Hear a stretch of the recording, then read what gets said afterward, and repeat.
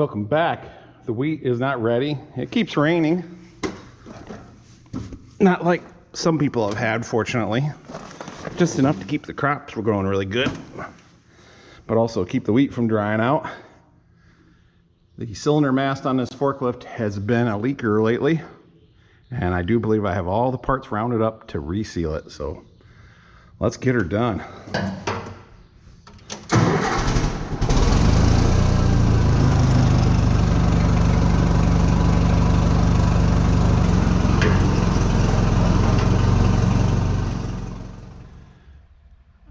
Got the new 12-foot ladder I bought last year. That'll be nice and handy. So what we need to do is get that up a little bit. There's bolts that hold the cylinder in place on the top there. So I'll need to disconnect them and then kind of lean the cylinder out some, hopefully. I think that's how, when a dealership was still open, mechanic we had at the time resealed that. But that's been, you know, a good 30 years or better-ish, somewhere in there. So what I'm gonna do, I got the floor jack out. The inner part of the mast that moves comes below, so I'm gonna lift it up, put the jack under that to hold that up. Then I can just let the, unbolt it and let it back down, and just the cylinder should come down and leave the mast part up where I can work on things.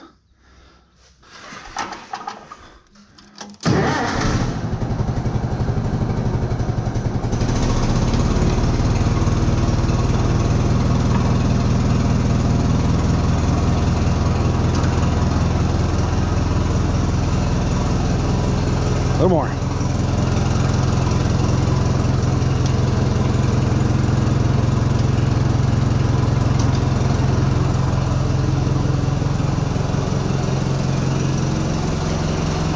We'll just go right there.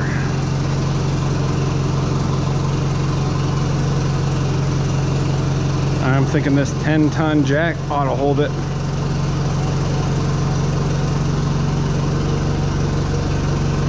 She's gonna run out of gas here in a moment because I didn't turn the gas back on.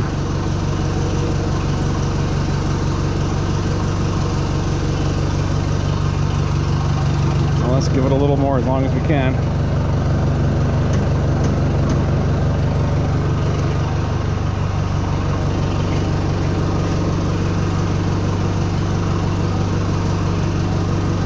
Let's try that.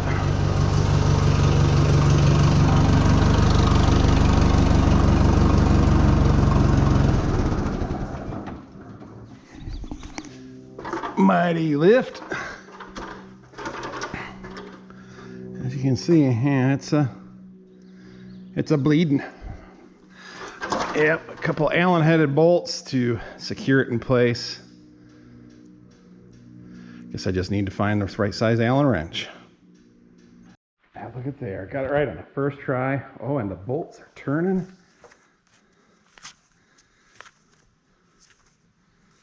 Using up my luck for the day. I should have recorded working on the combine, getting that ready. Since I bought it, it didn't get much air through the vents. And so I finally pulled the air conditioning stuff apart. And someone in its past had not gotten the air filter correctly in place. And it let all sorts of crud go through there. Plugged the air conditioner core right up. And of course then a mouse got in there, chewed on some wires. So got wires fixed. None of them were to the point where the air conditioning wasn't working. It was just purely the blockage. And back together, and now air comes through and it's cold. So yay, because it's been so stinking hot and humid. All right, that should make it so. I just have to let the cylinder down.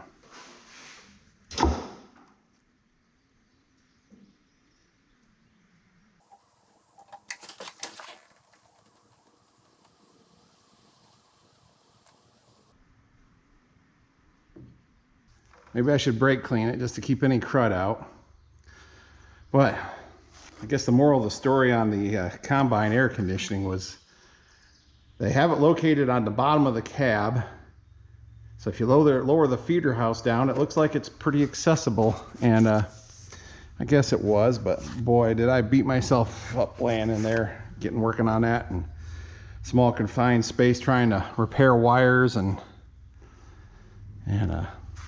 yeah. Let's see if this will.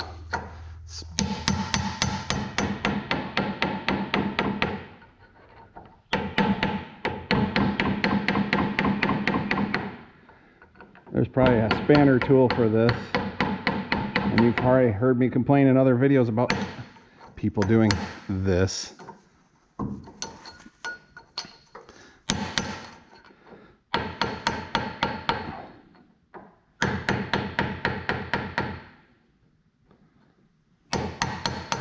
All right, probably better do what I said about cleaning it up so some of this crud doesn't fall down in there and get in the system.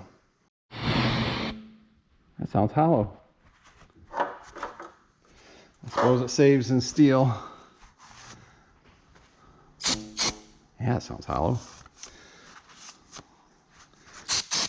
But since it's a one-way cylinder, this top should be its only seal.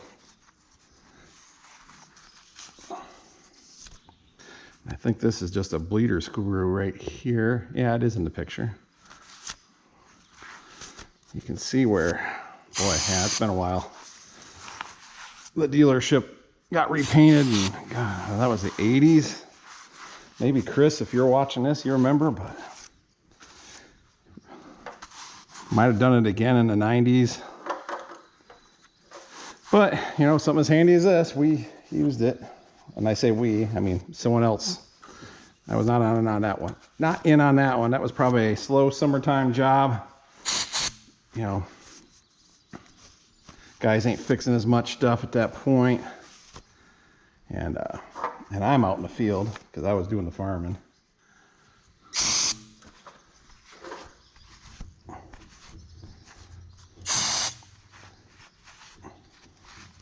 But yes, oh, it peels right off. White latex paint. No match for the can of brake clean. Yeah, that looks slightly different than some of the pieces I bought. Let's see. Will this open up enough? It will.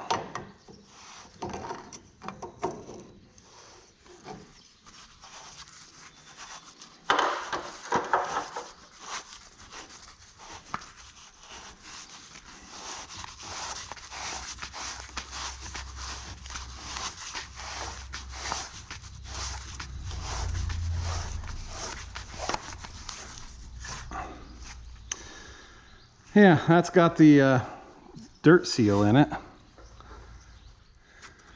Now for the challenge of getting everything else out of there. Maybe that's what the screw is for. I could try, you know, putting some hydraulic pressure to it. That might pop it out. It'd also probably make a mess. I don't think I have a shop manual for this. It uses V-packing seals. You'll see them soon enough. Crud. All right, got to figure something out. I must have the old parts book or something. This is one of the very last 244 forklifts. I think I've mentioned it in another video, but White sent word that they're going to discontinue the industrial line, and enough dealers said they wanted to order a forklift, including us, that they did another run, and this was part of that run. And this has got a 4-inch cylinder. I should have climbed up there and measured it, because the book showed a 3.5, so I was able to get some new parts that fit and I had to. Larry's Valak had the packing rings for a 3.5-inch cylinder. The only thing I was missing was the wiper, and I was able to find that online. And now I measure, you know, measure twice, cut once. And this has got a 4-inch mast cylinder. So I don't have the right wiper seal. I don't have the right packings. So I'm kind of in a pickle. Now I need to decide, do I try to pop them out and make sure that's the right seals and get the right number, get a 4-inch packing V-pack seal and how many are in there, or just, you know, blindly order a bunch of them. Let's see, there's 1, 2, 3, 4, 5, 6, 7, 8 of them. Maybe he sent me 2 kits by accident, because that seems like an awful lot. 4 seems more reasonable. And then there's usually one that's, the bottom one's usually got a flat surface on it.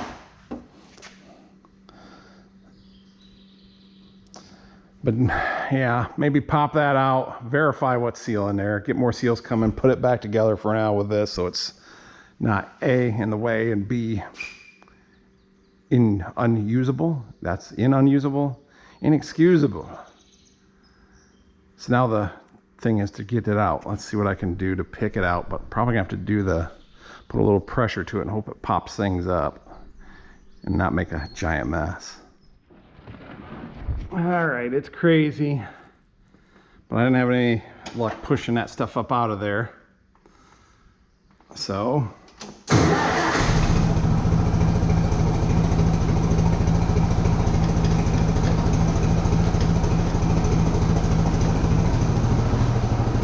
now it'll probably run out of gas.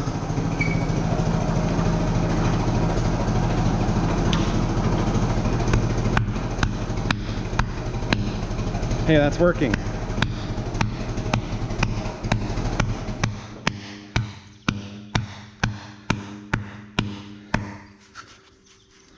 Look at that.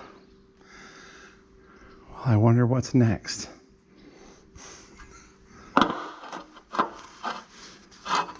looks like a spot for a packing. That might have been an upside down. Remember the mechanic saying something about it wasn't ever going to seal the best. He might have had that "I don't know what I'm doing" moment in his life. All right, let's keep whacking.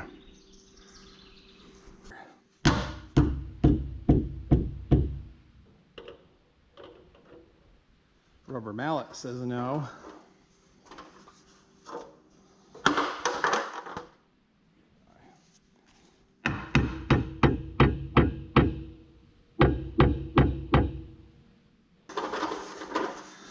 I'm glad I didn't attempt this before first cutting when I was going to use this to pick up brown bales.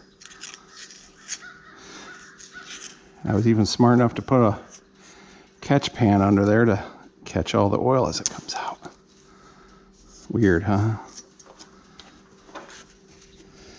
Yeah, that looks like all it wanted to do was just spurt some oil and not push seals out. But I'd really like to see what's in there so I can order the right thing. Huh. I wonder about taking the bleeder screw out and putting a little air in, and that way I'm not shooting oil all over. I can blow them out. Might want to drain the oil down some. I can crack the line going to the bottom of the cylinder and empty it out a little bit.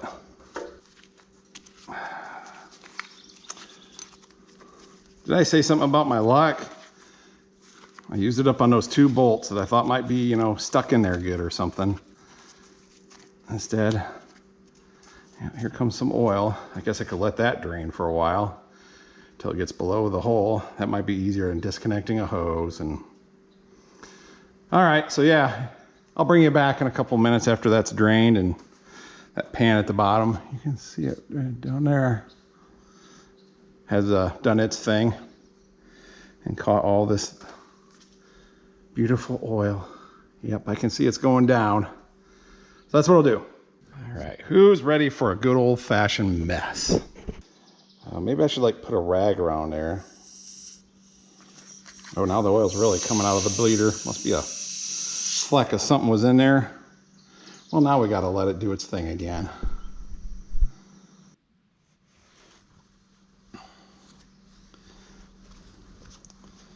Okay, we're gonna try blowing on it with a rag over the top. And if not, I might thread something into one of these top holes and try to lift the mast cylinder out, and that might pull the seals up with it. No, one of the most annoying noises in the world is a leaky air thing.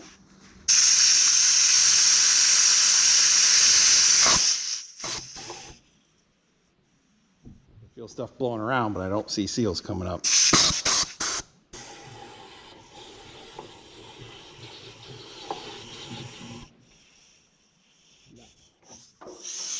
I might be able to get a hook under there now. I do remember now, we repainted the building, after Dad passed away, so that would have been about 30 years ago. That was the last time it was painted. There we go. Come on, baby.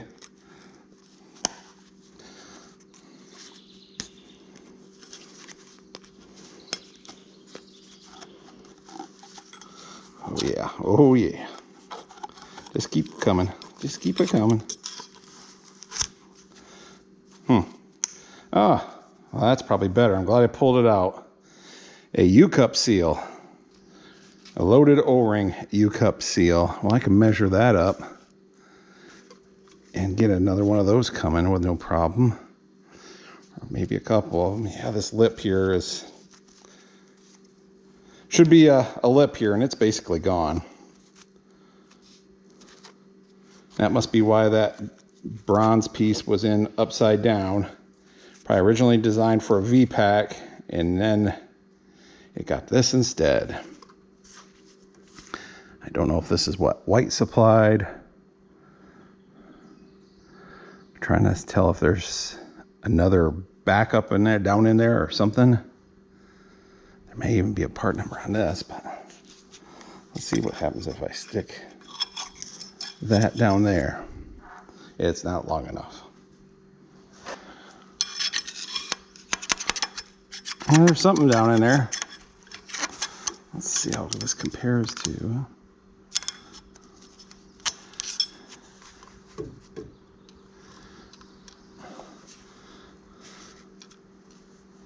The depth of the screw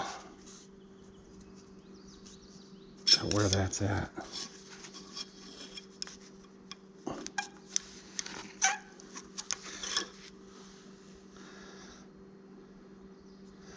Because there is, you can tell this was originally the weld right here. So I think this main barrel is thicker because it doesn't need the seal stuff. And then there's a ledge for that U-cup seal to sit against. And I'll poke a thing in there. Oops. And goodbye, paper towel.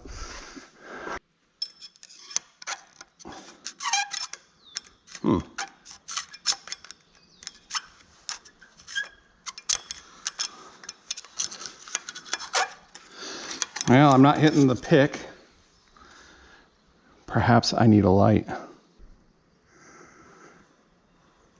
Yep, it just looks like the metal part of the barrel down there where it gets welded together, which the screw is, bleeder screw is right above the weld.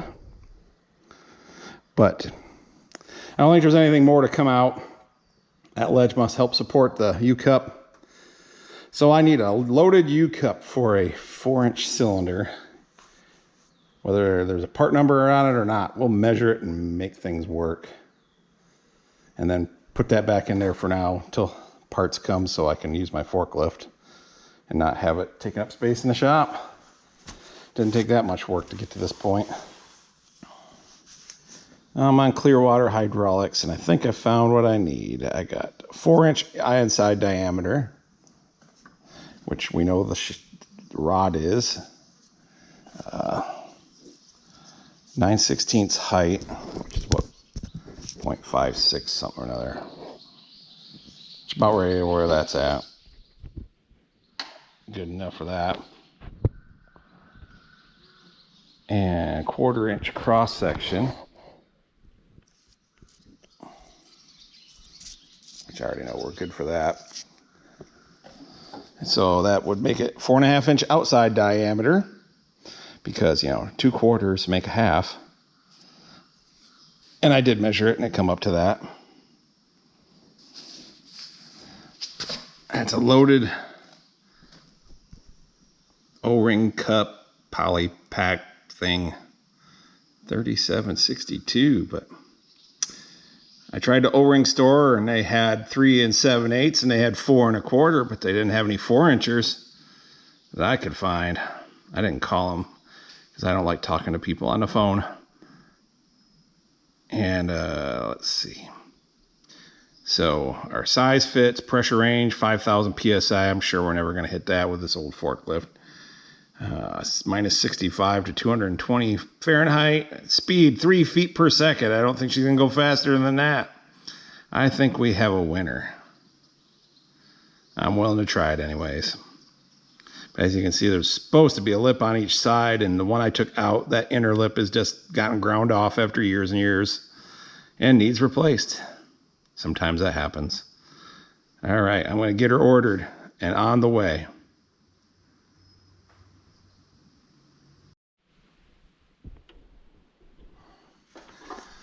Okay, parts are ordered, seals, whatever you want to call them. It'll help if I put that in the right side up, or maybe it wouldn't help.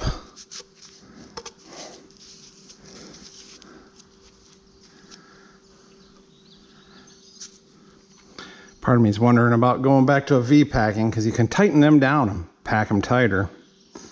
But I've already ordered, and this did work. The cylinder's just a little rough. Probably years and years of that going up and down. Probably slowly chewed the lip away. I guess if it lasts another 30 years, it'll be someone else's problem.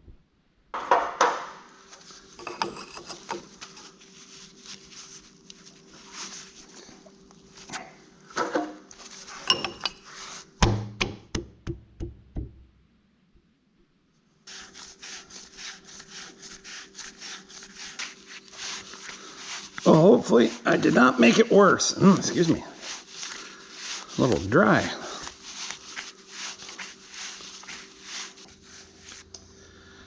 And I just got to get that bleeder screw back in. I got a new copper washer for that.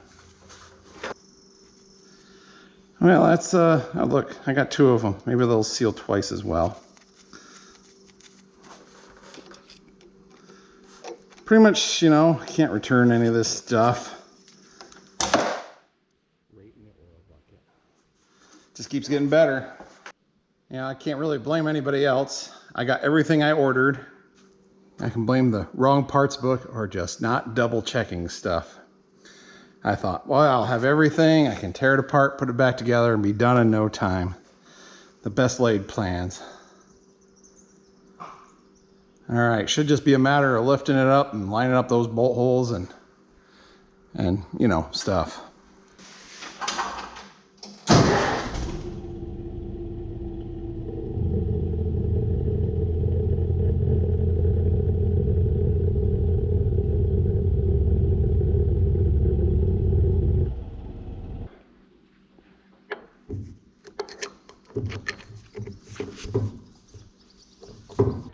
Look, they left a handy dandy hole there to put the punch in. I thought to myself as I was climbing up here, hey, grab the ratchet. But I must have said that to discount Chris, because maybe that's who's working today.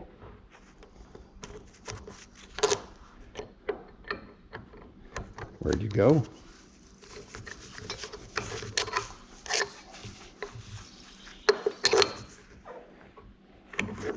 There it is.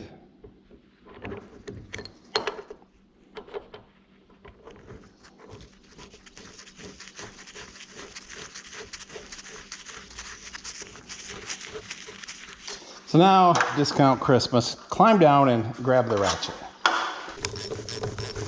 I imagine, let's see, it's Thursday.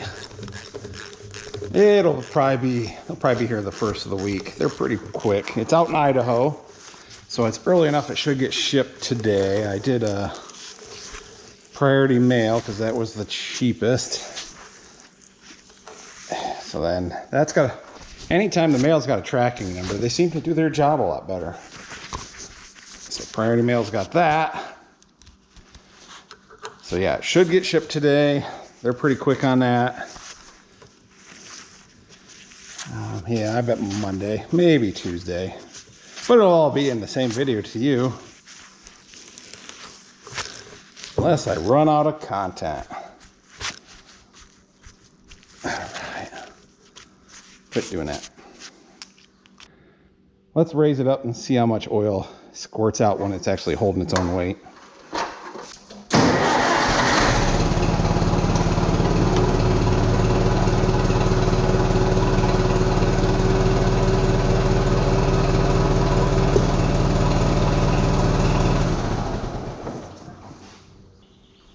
Well, at the moment, somehow it's leaking less than before.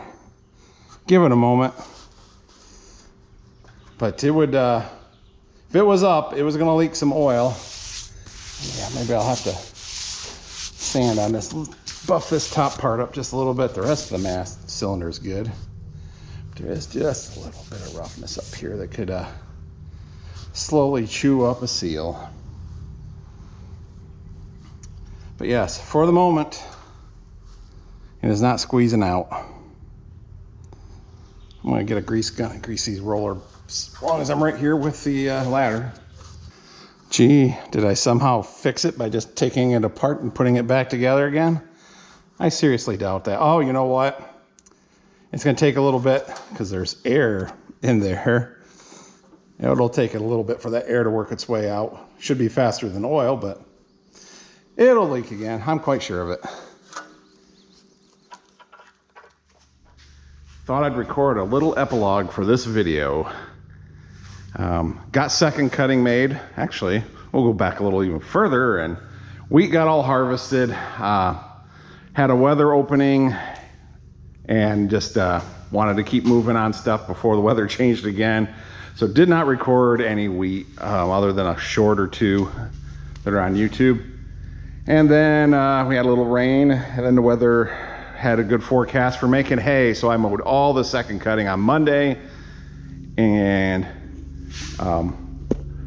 just basically raked and tedded off and on between all that. And between Wednesday and Thursday, I baled. And once again, wasn't recording, didn't have the camera with me. And that's when the excitement tends to happen. And I'm on the last field on Thursday. It's supposed to rain. And maybe you notice something different. Maybe you don't rate it first. But I'm making what is the first round in that last field. And I kind of hear the tractor groan a little bit, but I am going up a hill. There's nothing plugging up, or everything seems to be working right. I keep going. Then it starts, it beeps to tie. And so I stop and I'm watching to make sure this twine is getting, pulled in all right and everything. And I noticed there was one less belt. I've got some pictures I can throw in. But the baler had consumed its own belt, and it was somewhere in the bale. I almost kicked it out in the field, but I thought, no, then what am I going to do with it? I'm just going to take it back up to the farm, because I got to do something so I can get this hay baled. Rain is coming. I'd gotten an early start that day because hardly any dew the previous night. So I was able to get things raked up at a fairly early time, got baling at a fairly early time relative to most days. And I guess it's a good thing, because I brought it up and kicked the bale out, and I'll show you a picture, another picture of, you can just see the belt in there. Fortunately, it was a side one. My baler previous to this one had one to go, and it just feeds it in with all the hay and puts it inside the bale like everything else. And of course, things were not going to work right inside there without the belts to keep it all in place, so I had to replace it. And I happen to have a roll of, let's just go around the back here, a brand new roll, or most of a new roll of 6-inch wide, which is what I needed, round Baler belt on hand. It wasn't the chevron type that Gail put in here, which grabs the hay better. Is the smooth type. Got online and Shoop has these complete, ready to install. I thought about making a video of, fixing this belt, but I could hear the thunder by the time I left the farm. So I just was not messing around with anything other than getting this Baler going.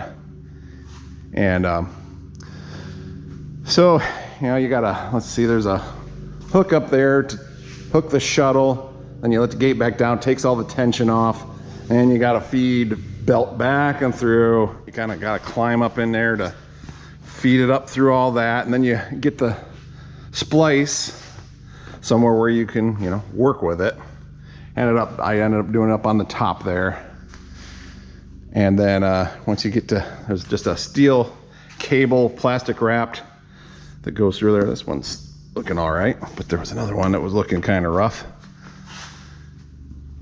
Feed that through, then open the gate up, take the hooks off so you can put the tension back on.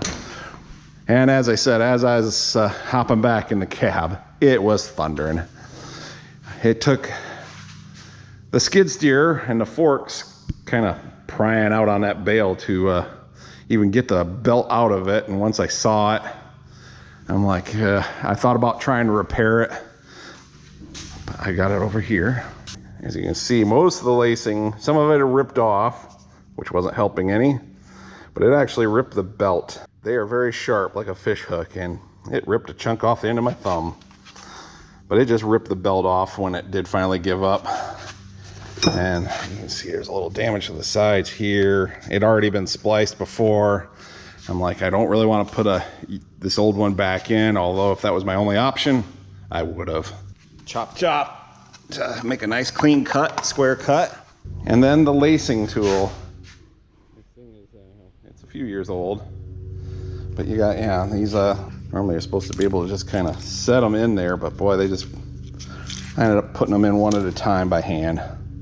You got to pull this wire too, but we'll get that back in there.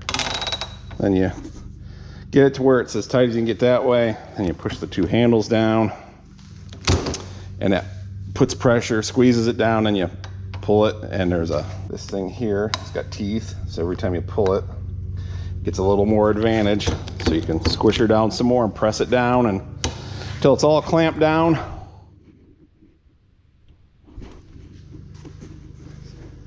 So yeah, that was the excitement. But the good news is that particular thunderstorm just missed us. It was 93 and humid.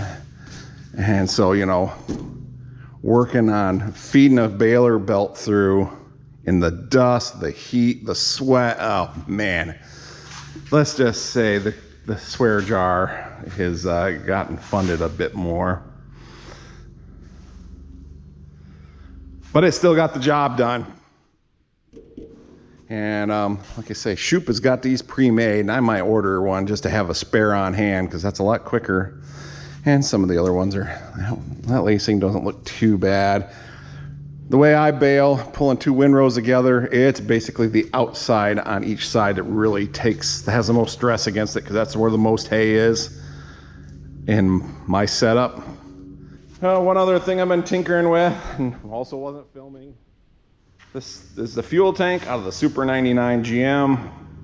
It has just had this slow drip near the sediment bowl for years now. I had a catch pan under it, one of those to catch the fuel so it wasn't making a mess, and tried resealing the sediment bowl and doing stuff there, and I finally realized there was actually a small crack right next to the fitting, or whatever you want to call it, the hole in the tank, the one that's supposed to be there. I tried cleaning it up and JB welding. I drained the tank the best I could on the tractor, but I just could not get it all out. And so that was preventing from, anything sealing good, bonding good. So I finally got to take it out. Took it out, flipped it over, cleaned everything up good, dried it off. JB welded right around there and put it back together, and there is some fuel in it, and that's been that way honestly for almost around 2 weeks now, and no drips whatsoever. So yes, success. I just need to get around and put it back in. But once again, humidity. I'm not real encouraged to do it. So that's the synopsis of what's been going on for the last couple weeks. I do have the new seals for the forklift, and so I'll finish that up in another video. I need to get this one edited together in time for tomorrow morning, which is now when you're watching it. So I thought I'd just give you guys a little rundown of what's going on. Been busy, and like I say, just every time it seems like I'm doing something out that would record, the weather's been threatening, and I just don't want to take the time to record, slow myself down, and get rained off before I missed the window that I needed. Let's put it that way. So hey, I appreciate everybody watching, and hope to see you in the next one.